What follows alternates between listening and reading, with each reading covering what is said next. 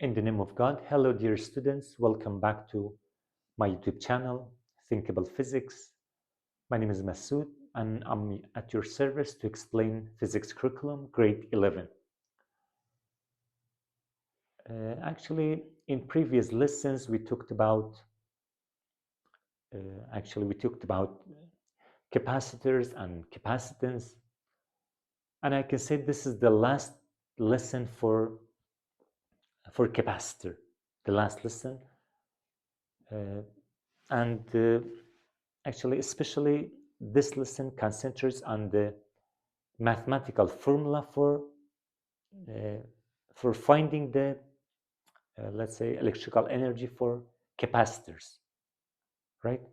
But so far in previous lessons we got some rules have to do with the capacitor itself, not energy of the capacitor. For example, for finding capacitance, for finding voltage, for finding charges, we had a rule. We had some rules actually. Even we had general form of capacitance, C is equal to Q over delta V. We had rule dedicated for parallel plates. If you remember, vacuum parallel plates, C is equal to epsilon naught A over D. We had a rule for finding the capacitance for spherical capacitors, C is equal to R over Kc. But right now in this lesson, we are going to figuring out the energy, electrical potential energy, actually gain or lose by the capacitor, right? So our title is energy and capacitors. Let me read the read the rules for you. It says electrical potential energy stored in capacitor is found by the following equations. What are these? The first one, electrical potential energy is equal to 1/2 Q delta V. The first one, 1/2 Q delta V. The second one, potential energy is equal to 1/2 C delta V squared. The third one, electrical potential energy is equal to 1/2 Q squared over C, right? Before I solve the problem, before I solve the sample problem, I want to actually prove this law for you. I want you to be with me and pay attention. I want to tell you actually the origin of these laws. I want to tell you the origin and where do these laws come from. I want you to be with me. Let's move to the whiteboard. Firstly, I want you to memorize the first form of the potential energy. We have PE electrical is equal to 1/2 Q delta V. I want you to memorize this law. The other laws, you can derive it from this law. This is the original rule. You can actually derive other laws from this one. Let me jog your memory about the actual rule. In previous lessons, we said that C is equal to what? C is equal to Q over delta V, right? I'm sure you know this law. It's a general form for finding a general law for finding capacitance, right? I want you to rearrange the equation and rearrange the equation for delta V in terms of capacitance and charge. So delta V is equal to, delta V is switched by C and takes this form. Q remains as it is in numerator and delta V and C relocate. That's why C comes here. I want you to substitute the value of C, the value of delta V, sorry. I want you to substitute the value of delta V here. When you observe delta V, write its equivalent value. So PE is equal to 1/2 Q. We reached delta V. So write Q over C. The value of delta V is Q over C. Let me write it with another color. So Q over C. This is the value of delta V, right? So what's another actually step? Can we reach the general form? Can we reach the last form of this equation, of the second equation? Yes. 1/2 Q times Q becomes Q squared divided by C. So this is the second law, right? This is the first law. When there's no sequence, we cannot say this one's first law and this one's second law. I name it as first one and second one. You can prove this law from this equation, right? You can use this equation as an original equation. It doesn't matter, as you wish. But using this one is easier to find to derive the other forms of the potential energy, right? And I told you we focus on this law. PE is equal to 1/2 Q delta V. Get back to the general form of the capacitor, right? Capacitance. Could you find the value of Q for me? Could you rearrange the equation, this equation for Q? So Q is equal to what? Q is equal to cross multiply the equation. Whenever you cross multiply it, Q is equal to, Q takes this from C delta V, right? So right now, I want you to actually put the value of Q in the original equation. Let me rewrite the equation. The original equation is PE is equal to 1/2 Q delta V, right? I want you to put the value of, substitute the value of Q, and the value of Q is C delta V. Let's keep going. PE is equal to 1/2 C delta V. So you see, Q is no longer existed and turns to the C delta V. And we have delta V, one more delta V. So what do you say about the last form of the equation? P is equal to 1/2 C delta V times delta V becomes squared, right? So it will be delta V, delta V squared, 1/2 C delta V squared. This is the second, this is the third law, actually, third law, right? So I want you to memorize this law. Actually, proof and derivation is not required for you, no problem. I just wanted to actually prove the origin of the, I just wanted to show you the derivation, and it's not required for you, right? So we have three laws. This is the first one, this is the second one, and this is the third law. So potential energy is found by this equation, either by this one or by this one or by. So based on the given of the question, you are free to use actually any of these rules. Let's get back to the sample problem. I want to solve it for you. Let's get back. I want to get back to the text. So we have a sample problem. Let me show it to you. Sample problem 7b, page 218. Let me read the question for you. The question says, a capacitor connected to a 12-volt battery holds 36 microcoulomb of charge.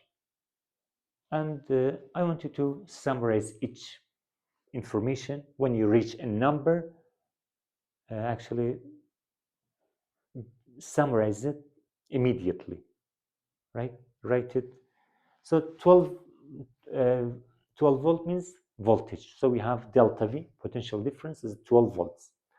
What do you say about the 36 microcoulomb? What's the symbol of charge? Q is the symbol of charge. And I told you, when you use the lowercase or capital letter, it doesn't matter, as you like. Q is equal to 36 microcoulomb.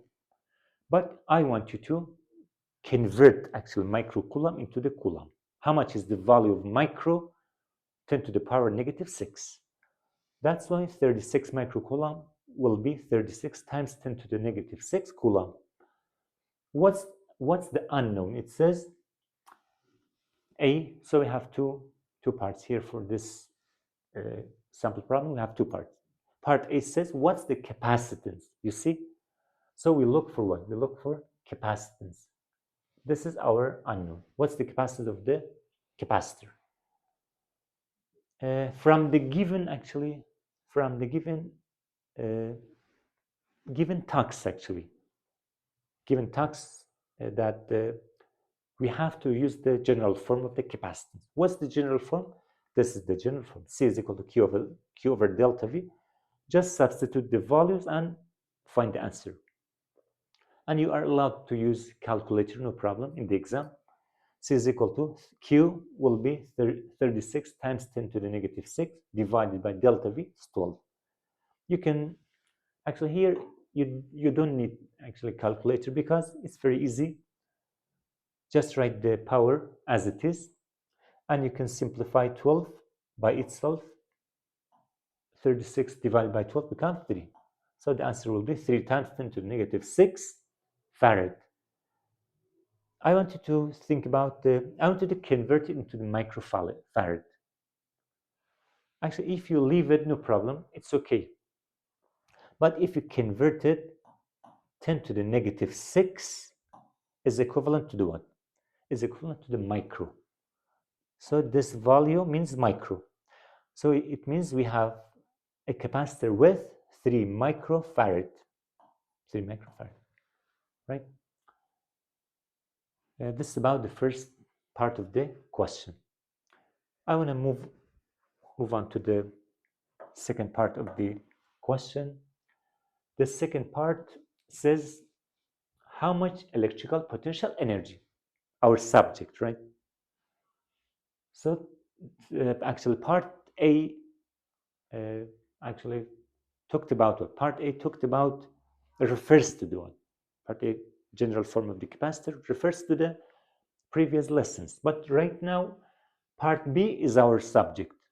How much electrical potential energy is stored in the capacitor? So what do we look for?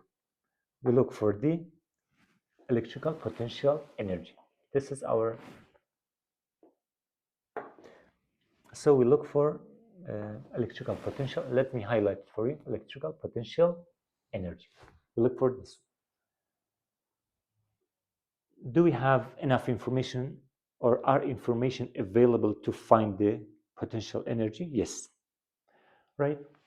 So far we had delta V. Delta V is 12 volts. And Q was given in the previous actually part of the question. We had this one. We had the value of capacitance, 36 times 10 to negative 6 coulomb. And where does this number come from? We've already found it, right? We found it by means of the general form of the capacitor. That's why C is equal to 3 times 10 to negative 6 farad. We found it actually already. What do we look for? We look for electrical potential energy. So this question is a very actually weird question. It's a very nice question, right? Because you can solve it by 3 forms of the electrical potential energy. So either you use this equation or this one, it doesn't matter, right? You are free to use actually any of these laws, but you have to get the same number. Laws are different, but the answer is the same. For example, the first way, maybe one student uses this law. Potential energy is equal to 1/2 Q delta V. The simplest form of the electrical potential energy is this one. 1/2 Q delta V. Q, we had it 36 times 10 to the negative 6, substituted. Delta V actually is 12 volt. Just substitute the values. Excuse me. So this is the value of Q, right? This is the value of delta V. Actually multiply these numbers, and after that, divided by 2, the answer will be 216 times 10 to the negative 6 joules. What do you say about the second law? If you actually, in the exam, right, just use actually this, just use one law. One way actually is accepted, right? Don't kill your time. Just use one law. It doesn't need to write the second way. It doesn't need to write this third way, right? We find the potential energy once, not twice, not actually, not three times. Question number, actually, the second solution. Maybe another student, actually, this law does not come to the mind of the student. Maybe he or she thinks about this law. The student said, potential energy is 1/2 C delta V squared. I use this law, no problem. 1/2 C, we've already found it, I told you. 3 times 10 to the negative 6, actually, farad. Delta V is 12. But here, beware. Actually, I want you to be very accurate. You have to square the value of delta V. Square the 12 multiplied by this number divided by 2. The answer is the same as previous answer. 216 times 10 to the negative 6 joule. The last way, the third way, we have the rule. Potential energy is equal to 1/2 Q squared over C.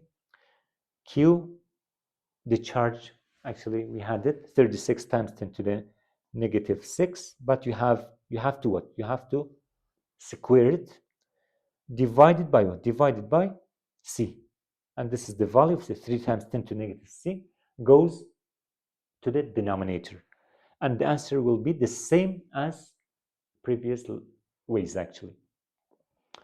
So that's why you can find electrical potential energy by 3 ways, and I'm gonna actually repeat it for you.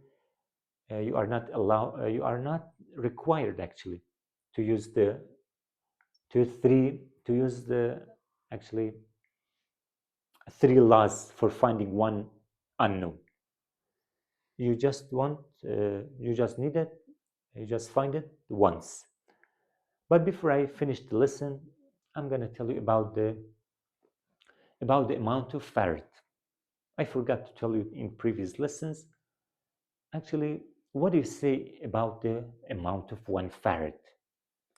Is collecting 1 farad actually easy or difficult? Let's actually, maybe you think that the 1 farad is let's say, less amount of capacitance, and you can find it easily in a machine or in a natural, actually celestial object. But in reality, collecting 1 farad or having 1 farad of capacitance is impossible, at least for natural, let's say, objects. At least there are some devices with 1 farad capacitor. They are man-made, but in nature, actually there's no this value of actually capacitance. Let me give you an example. So capacitance, let me write it here. Capacitance of Earth, see, for Earth is, what do you guess? What do you say about the capacitance of Earth? The capacitance of Earth is 710 microfarad. Micro, not milli. So it's actually far away from the, it's far away from 1 farad. 710 microfarad. This is the capacitance of Earth. What do you say about the capacitance of Sun? Right?